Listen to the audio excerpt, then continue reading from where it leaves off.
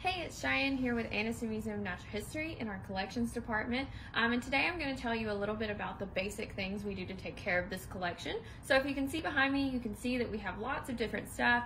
There's a lot of stuff that you can't see, but some of the most common questions that I get when kids come on discovery tours, which is where they get to come behind the scenes, number one is, why is it so cold in here? So if you look at this little gadget here, this is our temperature and humidity gauge.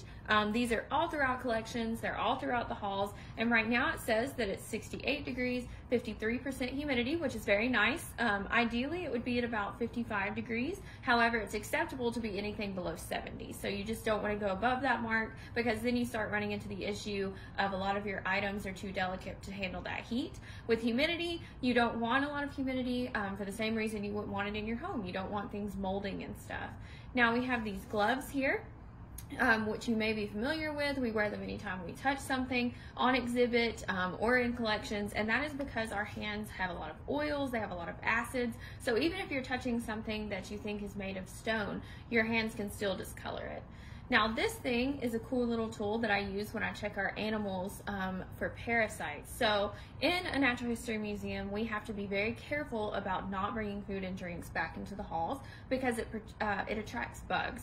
So I have to go through every so often, make sure that our animals that are on display are happy and healthy, there's no bugs or anything on them, and this helps me do that because it's a magnifying glass with a light built in.